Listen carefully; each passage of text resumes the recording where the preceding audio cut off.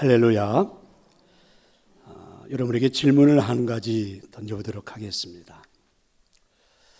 여러분의 그 삶에서 가장 가까운 사이에 있는 분이 누구이십니까? 여러분이 가장 친하게 지내시는 분이 누구인가요? 1번이 누가 됩니까? 결혼한 지 아마 2, 3년 좀 지나갈 때인 것 같아요. 어느 날 저희 하나가 저한테 질문을 했습니다. 당신은 엄마하고 나하고 누가 1번입니까? 그래서 제가 좀 고민을 해본다든지 좀 생각을 해본다든지 이러고 대답을 하지도 않고 그냥 막힘없이 거침없이 대답을 했죠. 나에게 1번은 우리 엄마다. 그렇게 대답을 하고 나서 아마 몇 년은 조금 곤욕을 치렀던 것 같습니다. 두고두고 잊혀질만 하면 그 이야기가 나와서 그랬던 것 같아요. 그러니까 가장 내게서 가까이 되어야 할 사람이 누구인지, 1번이 누구인지 2번이 누구인지가 잘못 정해지면 굉장히 어려울 수 있습니다. 저는 그래도 지혜롭게 머지않아 깨닫게 되었죠. 내게 1번은 엄마도 친구도 아빠도 누구도 아니구나. 자녀도 아니구나. 내게 1번은 나의 아내. 그래서 그 다음부터는 내게 1번은 아내라고 이렇게 말하면서 여러분 가정의 행복도 찾아왔고 또 부부의 사이도 좋아졌고 인간관계도 훨씬 더 나아졌고 그랬습니다. 그러니까 누가 가장 내게 가까운 사이일까? 가장 친하게 지낼 수 있는 사이는 누구일까? 중요하지 않을까요? 몇 주간에 걸쳐서 성령님에 대한 설교를 했습니다. 그 중에 성령님을 잃어버리지 말라, 성령님을 근심하게 하지 말라라는 말씀을 선포했습니다. 성령님을 잃어버리지 않고 성령님을 근심하게 하지 않으려면 어떻게 하면 좋을까? 여러분, 대답은 간단합니다. 성령님과 친해지면 됩니다. 그렇지 않을까요?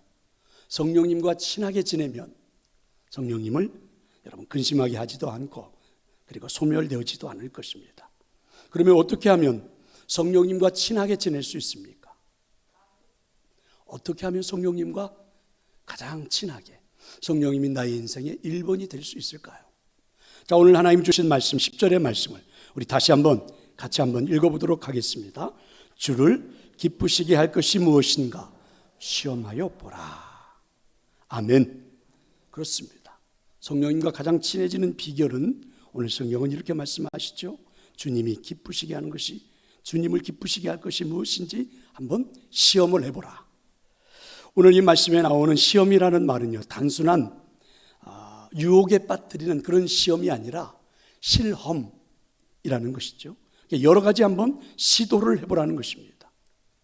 주님을 기쁘시게 할 수 있는 일들이 내 인생에서 어떤 일들이 있을 수 있을지 한번 여러 가지 실질적으로 한번 시도를 해보라. 왜냐하면 시도를 통해서 조금씩 나의 진실한 마음을 보여줄 수도 있고 또 시도를 통해서 조금씩 가까워질 수 있기 때문입니다. 실험이라는 이 말씀을 놓고 유진 피터슨의 메시지 성경에서는 이렇게 해석을 했습니다. 생각하고 그것을 행하십시오. 그러니까 주님을 기쁘시게 할 것이 무엇인지 한번 생각을 해보고 그 다음에 행하라.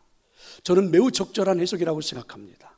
성령님이 무엇을 하면 기뻐하실까? 먼저 생각해보고 그 다음에는 실행하여 보는 것입니다.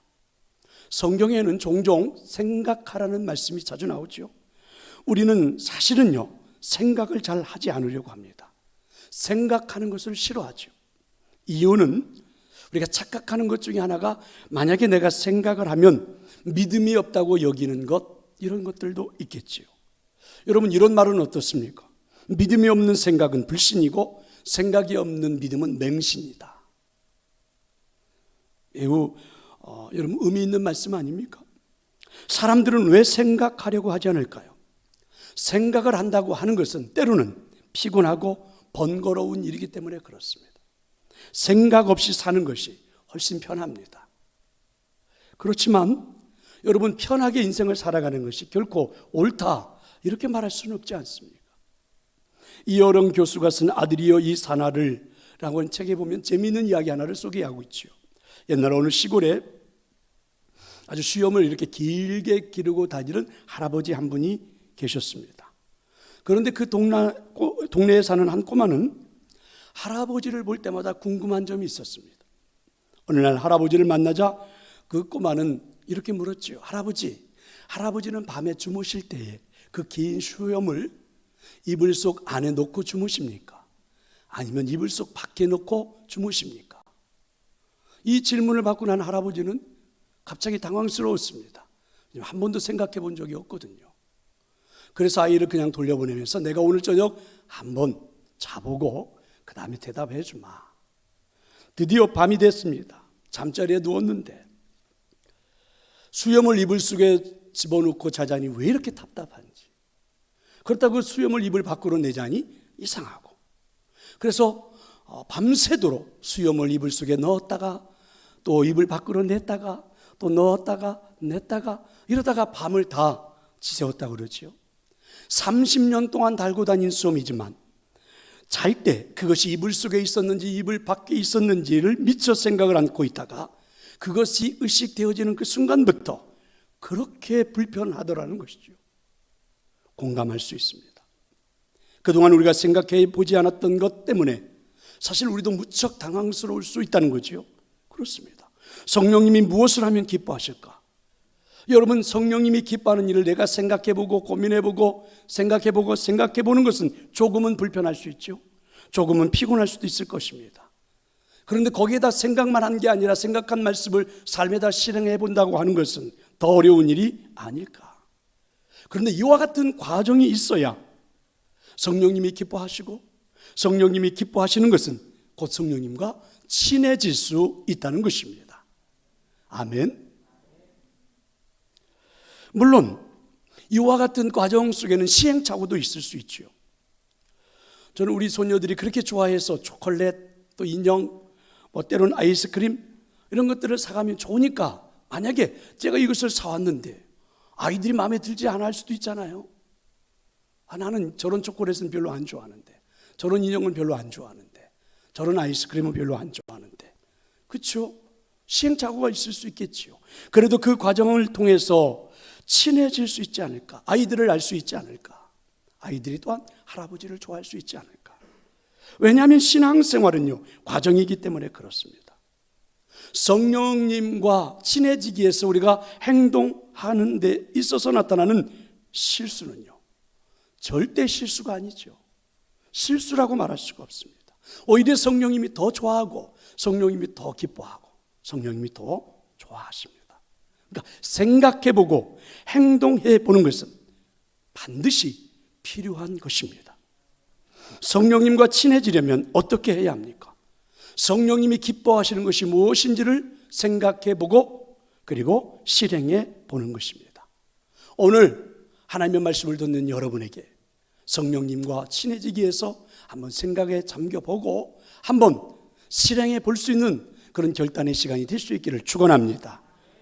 성령님과 친해지려면 어떻게 해야 합니까? 첫째, 성령님과 친해지려면 말씀에 순종해야 합니다. 성령님과 친해지는 비결이 왜 말씀 순종일까요? 성령님만큼 하나님을 우리에게 잘 보여주고 하나님을 우리에게 알게 해주시고 또 하나님을 우리에게 설명해 줄 수 있는 분이 이 세상에는 성령님 외에는 없다는 것이죠. 말씀에 순종한다는 것은 내가 하나님을 알고 싶다는 것이죠. 그러면 그때 성령님은 가만히 계시지 않습니다. 반드시 나를 돕게 되어 있습니다. 이 과정 속에서 성령님과 친해질 수 있기 때문입니다.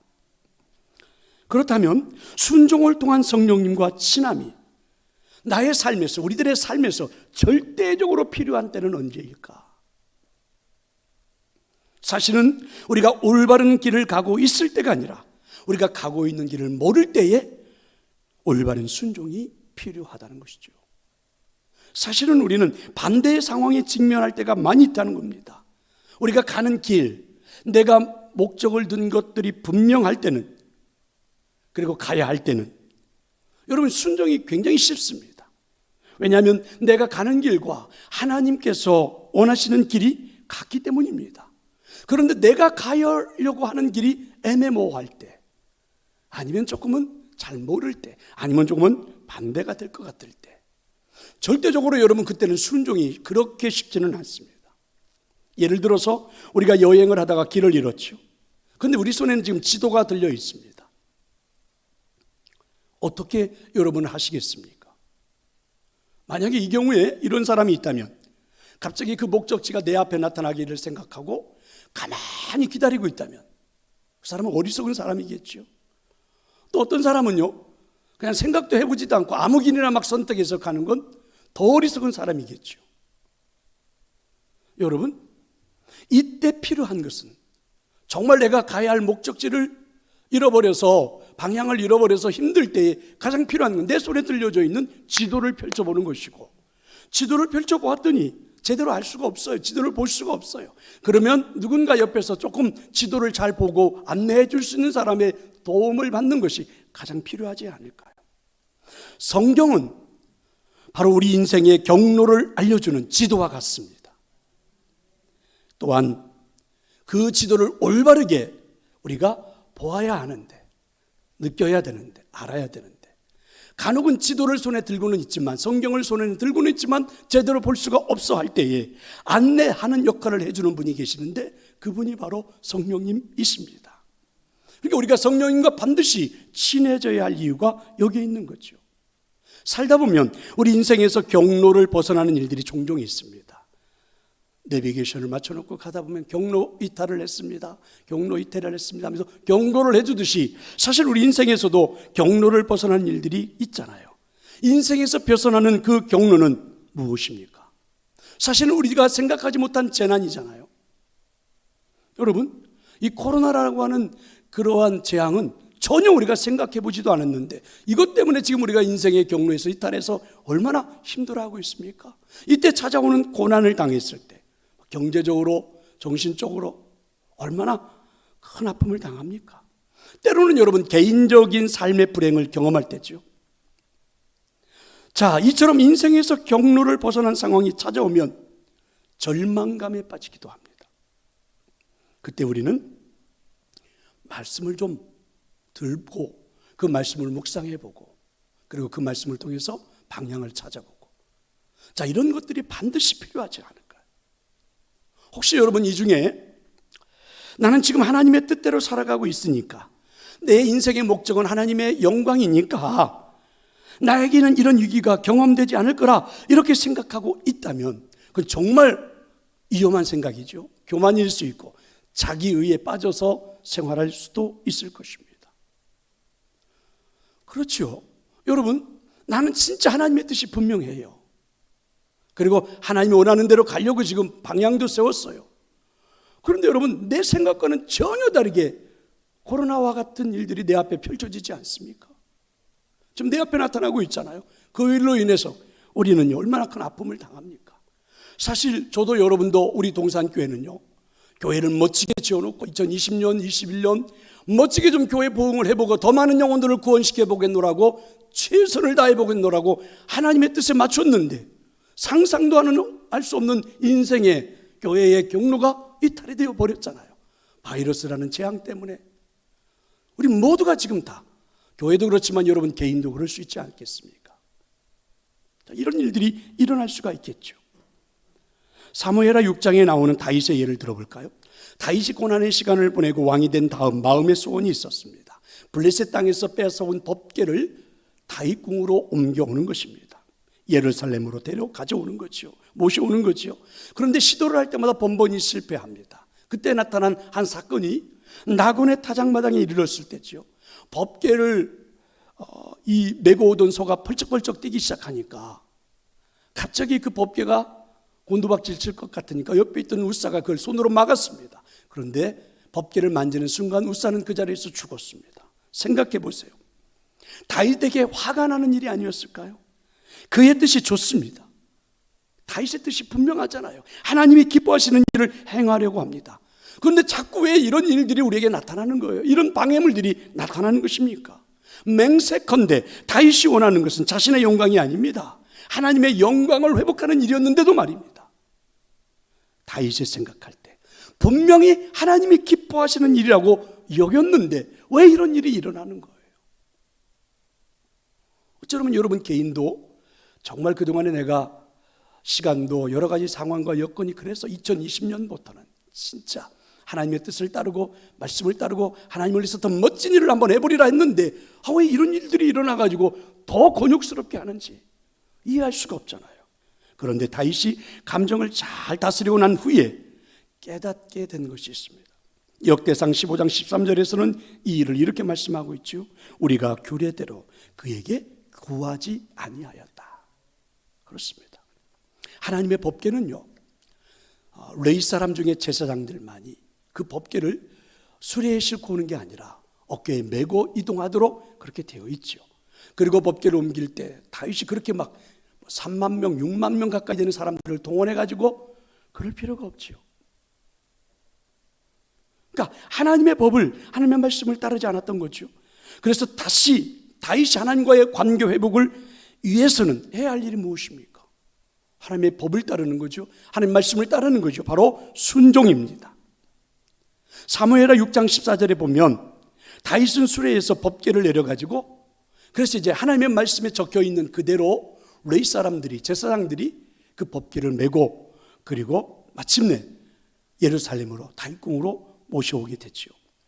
말씀의 순종을 통해서 다윗은 하나님을 알았고 하나님의 뜻을 마음에 새길 수 있었고, 자, 이때 이제 다윗에게 나타났던 행동이 무엇입니까? 다윗은 이때 그 감동을요 춤으로 표현했습니다. 막 춤을 추었습니다.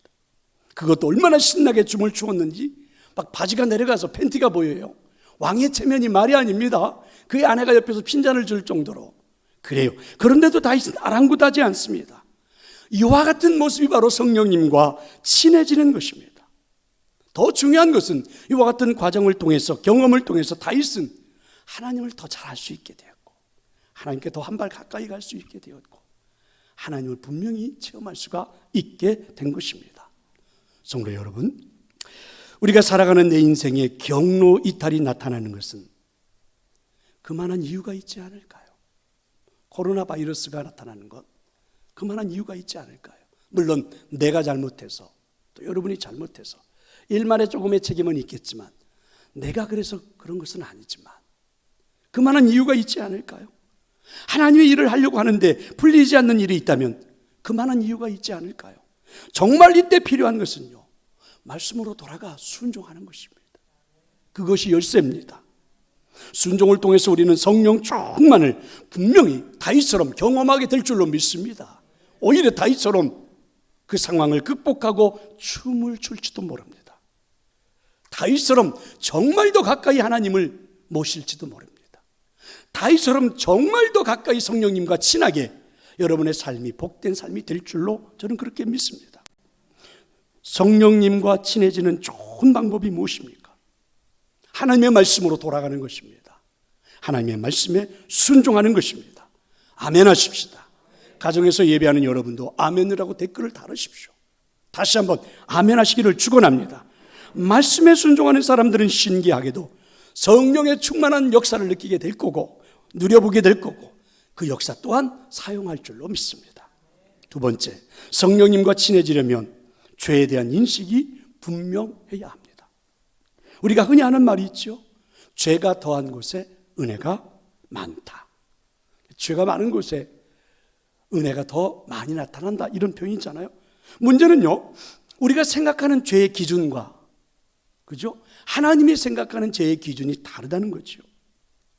제가 그동안 목회를 하면서 이렇게 쭉 지켜보았는데요, 도덕적으로 철저한 기준을 가지고 사는 착한 사람들이 오히려 성령님과 친해지기가 힘들더라고요. 아이러니하지 않습니까? 도덕적으로 굉장히 좀 잘 지내는 것 같고 잘 지키는 것 같고 철저한 것 같고 그래서 착한 것 같은데 오히려 성령님과는 가까이 잘 안 되는 그런 경우들. 참으로 신기하게도 영으로 임하시는 성령님께서는요, 아십니까? 죄를 인식하는 그곳에 임하시는 줄로 믿습니다. 죄를 인식하지 않으면 죄의 문제가 해결되지 않기 때문에 그렇죠. 오늘도 우리가 참회의 기도를 드렸잖아요. 그건 뭐예요? 죄에 대한 인식이잖아요. 내가 살아온 한 주간의 삶에서 나는 어떤 삶을 살았는가, 여러분, 인식이 되어지지 않으면, 죄에 대한 인식이 되어지지 않으면 절대로 성령님이 우리 안에 거할 수가 없기 때문에 그렇습니다. 예수님께서 베드로를 처음 부르셨을 때, 베드로가 예수님을 처음 만났을 때 제일 처음 한 말이 무엇입니까? 주여, 나는 죄인이로소이다. 나를 떠나소서. 이때 예수님께서 베드로를 떠나십니까? 아니잖아요. 오히려 예수님께서는 베드로를 제자로 삼고 평생을 같이 동행합니다. 이사야서 6장의 유명한 선지자 이사야의 소명장이죠. 이사야가 하나님을 본 순간 처음으로 내뱉은 말이 무엇입니까? 화로다, 나요 망하게 되었도다. 나는 망하게 되었다. 성령님이 그때 이 이사야를 떠나십니까? 아니잖아요. 오히려 성령님께서 그 이사야의 고백을 들으시고 오히려 섣불을 가져다가 그의 입술에 대고 그의 모든 죄악을 다 찢어주시고 깨끗해 주시고 사용하지 않습니까? 하나님의 임재가 있을 때 우리가 반드시 거쳐야 하는 과정이 있습니다. 분명한 죄에 대한 인식입니다. 죄에 대한 인식은 성령님과의 교제에서 장애물이 아니라 통로이기 때문입니다. 죄의 인식. 여러분, 성령님과의 관계에서 죄의 인식은 어떤 것입니까? 보편적으로 우리가 생각하는 죄악된 행위하고는 조금은 달라요. 흔히 크리스천들이 생각하는 경건의 기준이 있죠. 의로움의 기준이 있습니다. 경건의 기준과 의로움의 기준은요, 세상의 오락을 즐기지 않는 것, 사치하지 않는 것, 세상의 유행을 따라 살지 않는 것, 흔히 우리는 세속, 세상 이렇게 말하죠. 이런 것들로부터 멀리하는 것이 경건의 기준, 의로움의 기준이라고 생각합니다. 맞습니다. 반면에 참 쉽게도 그와 같은 삶을 살지 못하는 사람들을 비난하는 경우가 우리는 얼마나 많아요. 하지만 여러분, 예배를 마치고 나오면서 주차장에 가서 얼굴을 붉히는 것, 차를 빼면서 누군가 때문에 여러분 마음이 상해버리고 누군가에게 불편을 주는 것, 예배 시간에 자신의 경건함을 유지하기 위해서 옆에 있는 누군가에게 불편을 주는 것, 자신의 편안함을 위해서 누군가를 불편하게 만드는 것, 자신의 의로움을 돋보이겠다고 누군가의 불의를 계속해서 지적하고 정죄하고 사람들에게 수근수근하게 만들고 비방하고 돌아다니는 것, 여러분, 이런 것들은 죄가 아니라고 생각합니다. 그런데 생각해 볼래요? 이와 같은 것들이 있을 때 우리 안에는 성령님이 근심하게 되고 성령님이 내 안에서 소멸되어져 간다는 사실을 생각해 보지 않으셨습니까? 성령님 앞에서 죄라는 것은 성령님을 근심하게 하는 거죠. 우리가 성령님과 친해진다는 것은요, 그분을 근심시키지 않겠다고 하는 것입니다. 그러니까 죄라고 하는 것은 의로움의 기준, 경건의 기준, 이런 것들이 아니라, 이렇게 말하는 게 아니라 그 모든 것들이 중요하지만 또 하나 포함을 시켜야 될 것이 성령님이 근심하게 하는 것 또한 죄라는 것을 우리가 인식을 해야 된다. 자각을 해야 된다. 깨달아야 된다라는 것입니다. 성령님을 근심하게 하는 죄는요, 사실 너무나 명확하게 알 수 있습니다. 누가 알려줄 필요도 없어요. 여러분 스스로가 다 알 수 있습니다. 성령님이 내 안에서 불편해 하시면, 성령님이 내 안에서 근심하시면 우리 마음속에는 평안함이 사라집니다. 사실 어떤 실수나 죄악으로 인해서 내게 고통이 찾아오는데요, 그 고통이 찾아오기 이전에 먼저 찾아오는 작은 증거가 뭔지 아십니까? 우리 마음속에 불편함이 시작돼요. 내 마음에서 기쁨이 사라져요. 우리 안에서 평강이 사라져요. 여러분, 이 자리에 앉아 있어도 내 마음에 평강이라는 게 존재하지 않아요. 내 안에 기쁨이라는 게 존재하지 않아요. 여러분, 정말 내 안에 그렇게 평강이, 내 안에 그렇게 기쁨이 존재한다면 오늘 그렇게 여러분 예배할 수 있나요? 가슴 뜨겁게, 여러분 비록 마스크를 썼다 할지라도 하나님 미소를 띄우고 두 손 두 발을 다 들어서라도 하나님을 박수하고 노래하고 찬양하고 이래야 되는 게 맞지요. 그런데 여러분, 우리들의 마음속에 뭔가 불편함이 시작되면 평강이 사라지고, 그것은 곧 성령님이 내 안에서 근심하고 있고 걱정하고 있고, 이것은 여러분 죄가 아닙니까? 그래서 우리는 내 마음을 불편하게 했고 내 마음의 평강이 떠난 것이 무엇인지를 점검을 해봐야 됩니다. 왜냐하면 이와 같은 행위는 하나님과의 친분을 유지하는 데 아주 중요한 요소입니다. 다른 말로 말하면 이 점검의 과정을 통해서 우리 마음이 평안을 찾아가기 때문에 그렇습니다. 내 마음이 평안하다, 성령님이 계시다는 증거입니다. 믿으시기를 축원합니다. 그리스도 안에서 여러분 이 평안함은 절대로 죄와 양립할 수는 없어요. 내 안에 평안함도 있고 죄도 있고 아닙니다. 절대로 함께 존재할 수가 없죠. 그렇습니다. 성령님과 친해지는 것, 그것은 내가 죄를 인식하고 죄를 멀리하려고 몸부림칠 때에 의지적으로 성령님의 도움을 받아서 내가 성화되어 가려고 할 때에 가장 많이 체험하게 될 줄로 믿습니다. 저는 오늘 여러분에게 그런 은혜가 꼭 나타난 줄로 믿습니다. 세 번째, 성령님과 친해지려면 더 큰 기름 부음에 대한 갈망이 있어야 합니다. 여기서 여러분 더 큰 기름 부음, 제가 이렇게 이제 정의를 한 건요, 이렇게 말한 건요, 성령 충만을 사모하십시오. 그럼 여러분이 늘 들었던 말씀들이라 귀를 닫을까봐 좀 다른 표현을 써본 겁니다. 그래서 더 큰 기름 부음은 정의를 이렇게 하고 내려가겠습니다. 더 뜨거운 마음, 성령 충만을 사모하는 마음, 이걸 더 큰 기름 부음이라고 말합시다. 자, 여러분 보실래요? 더 큰 기름 부음을 갈망하는 것은 만약에 혹시 내가 이기심이나 내 욕심으로 하고 있는 것은 아닐까? 이것도 한번 점검을 해봐야 돼요. 만일 우리가 성령의 기름 부음으로 내게 나타나고 있는 그 기적 같은 일들, 초자연적인 사건 때문에 사람들이 나를 좋아하니까 내가 하나님의 영광을 가로채고 있어요. 그래서 사람들에게 더 인기를 얻으려고 더 많은 갈망을 갖고 있다고 하는 것은 사실은요, 잘못될 수 있겠지요. 그러나 그런 것이 아니라면 정말 내 마음속에서 끊임없이 끓어오르는 갈망, 성령의 충만을 사모하는 그 마음, 그래서 성령님과의 교제를 원하는 것이라면 이건 이것임을 넘어선 성령님의 역사가 분명합니다. 지속해서 우리가 성령님께 맞추고 집중한다는 것은 결코 쉬운 일은 아니겠지만, 그런데 어려움에도 불구하고 성령 충만을 사모하는 마음, 더 큰 기름 부음을 사모하는 마음이 있어야만 하는 것입니다. 이런 찬양이 있죠. 나 주님의 기쁨 되기 원하네. 그렇죠? 내 마음을 새롭게 하소서. 정말 멋진 찬양 아닙니까? 더 큰 기름 부음에 대한 갈망, 그렇죠? 더 큰 성령의 충만함을 사모하는 삶은 내 삶의 패턴을 바꾸어 보겠다는 거 아닙니까? 내가 좀 변화를 이루어 보겠다는 그런 마음 아닐까요? 이와 같은 사모하는 마음, 이와 같은 갈망은 우리의 삶에서 사실은 성령님의 임재를 환영한다는 의미입니다. 우리들의 삶에서 절대로 성령님이 내게서 떠나지 않도록 제가 만들겠다라고 작정하는 것이 아닙니까? 이와 같은 성령의 충만함을 사모하는 이 갈망하는 이 마음은 사실은 우리 마음 속에서 성령님을 환영합니다 라는 고백이 아닐까요? 우리가 누군가의 집을 방문했을 때 시큰둥한 반응을 한다든지 아니면 정말 환영해요 라는 말 중에 어떤 것이 더 좋습니까? 물어볼 필요도 없지요. 시큰둥하게 반응하는 사람한테는 다음에는 가고 싶지 않습니다. 뜨겁게 환영해주는 그 사람에게는 나도 좋고 그 사람도 좋고 좋은 친분 관계가 쌓여가지요. 우리들의 사모하는 마음, 갈망은요, 성령님을 진심으로 환영한다는 표현이죠. 성령님을 그것이 바로 기쁘시게 하는 것입니다.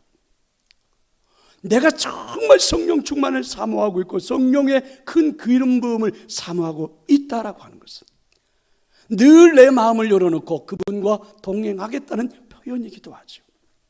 자, 여러분 화면을 보실래요?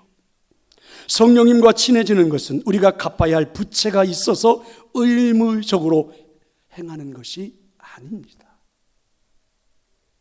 성령의 충만함을 그렇게 사모하라고 교회에서 부르짖고 설교하는 시간마다 외치는 것은 부채가 있어서 의무적으로 해야 된다, 그런 거 아니에요. 성령님과 친해지는 것은, 화면을 보세요, 우리가 받은 은혜의 기쁨을 누리는 삶의 방식입니다. 믿으시기를 축원합니다.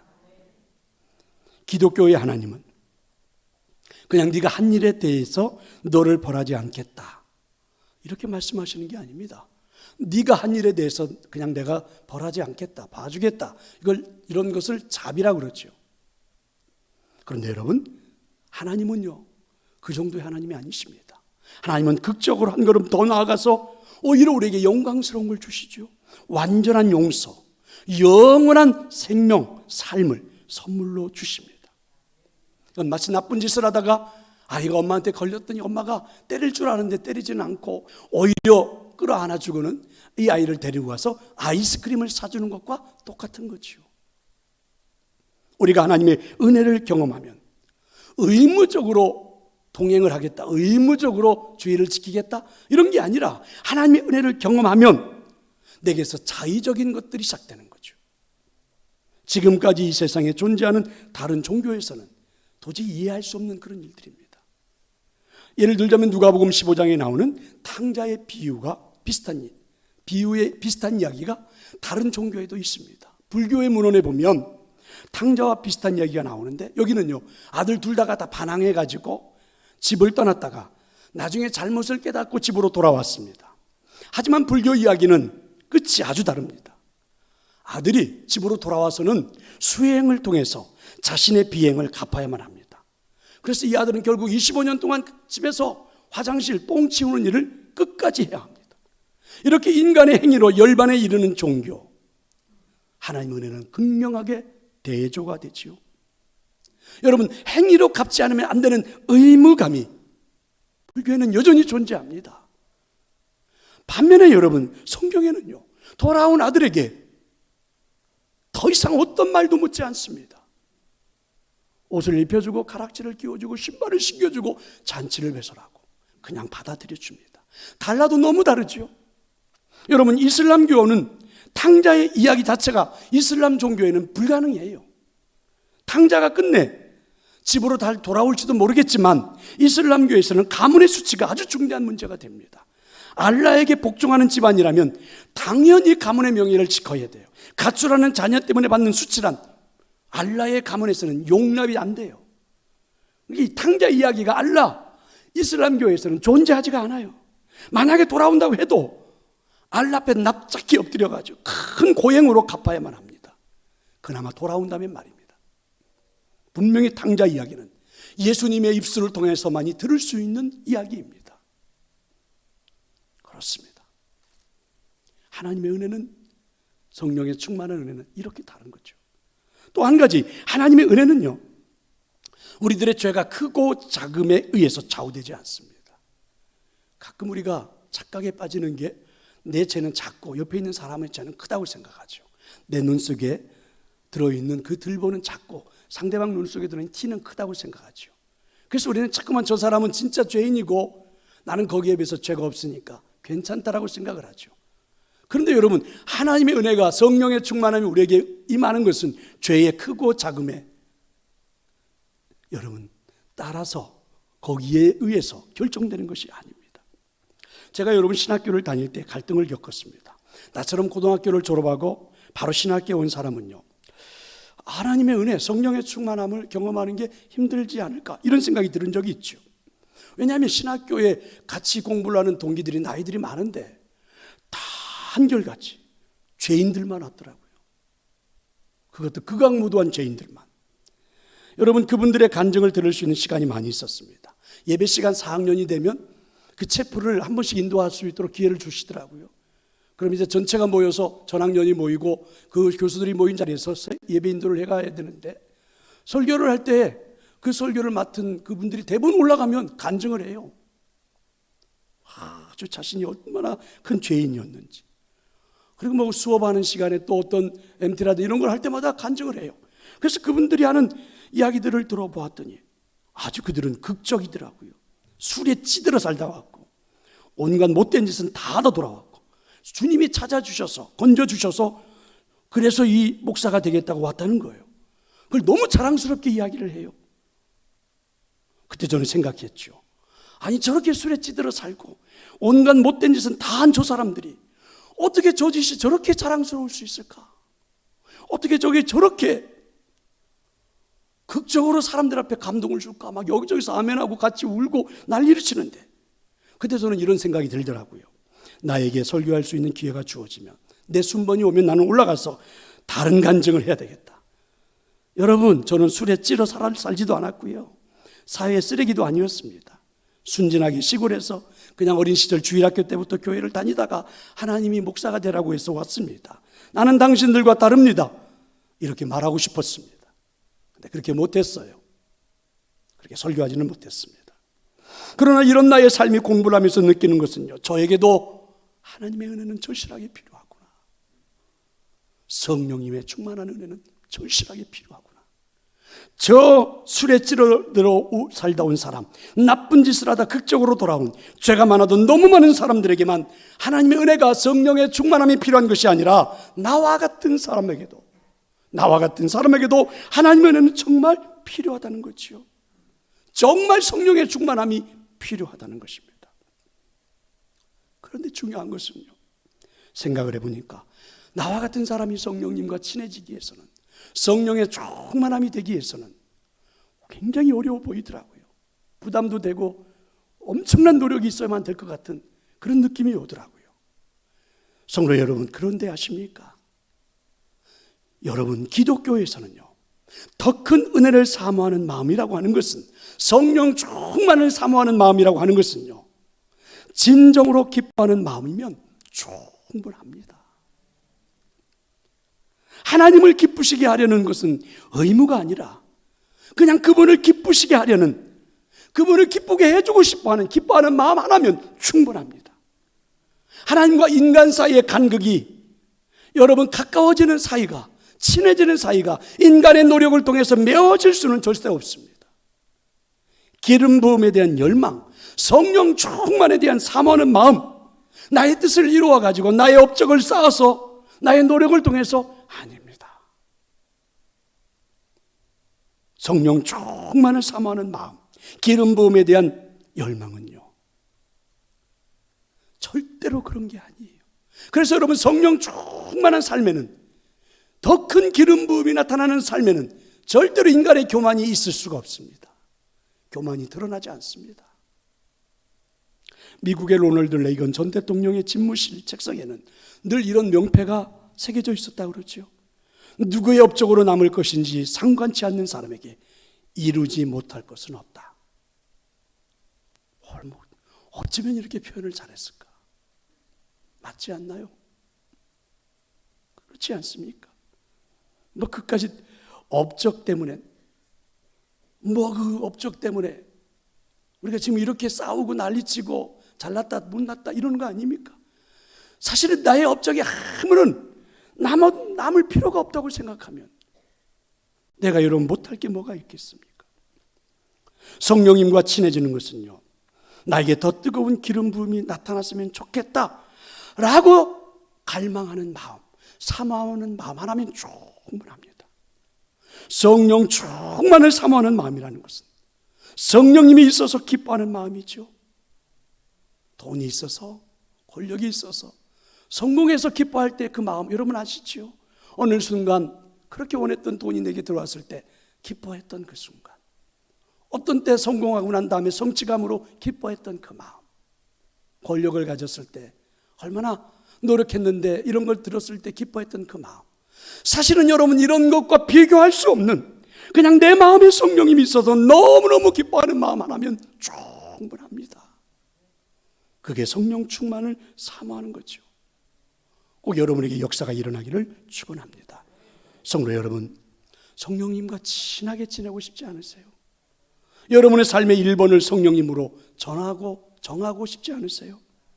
성령님과 친해지는 비결을 오늘 말씀을 들었습니다. 한번 시도해보고 싶지 않으십니까? 한번 시작해보고 싶지 않으십니까? 결론입니다. 성령님과 친해지는 비결을 따라 살게 되면 이때 나에게 나타나는 것은 말할 수 없는 자유함입니다. 로마서 8장 28절에서 말하듯이 하나님을 사랑하는 자, 곧 그의 뜻대로 부르심을 입은 자들에게는 모든 것이 합력하여 선을 이룬다. 하나님이 아십니다. 하나님이 아십니다. 얼마나 멋진 일입니까? 바로 자유함이죠. 성공에 대한 자유함. 내가 그렇게 굳이 성공하려고 몸부림치지 않아도, 아둥바둥하지 않아도 되지요. 여러분, 성취에 대한 자유함. 내가 뭘 해보겠다고. 여러분, 삶에 대한 자유함. 성령의 충만함을 사모하며 정말 성령님이 기뻐하는 마음 하나면 충분히 누릴 수 있는 자유함이죠. 내 안에 성령님 하나로만 정말 기뻐하는 마음을, 그 성령 충만을 사모하는 마음 하나면 충분히 내가 누릴 수 있는 자유함입니다. 성공에 대한 자유함도, 성취에 대한 자유함도, 삶에 대한 자유함도 얼마든지 맛볼 수 있습니다. 오늘 여러분 모두에게 이런 은혜가 나타나기를 축원합니다. 성령 충만한 삶, 사모하는 삶, 성령님과 친해지는 삶이 꼭 나타나기를 축원합니다.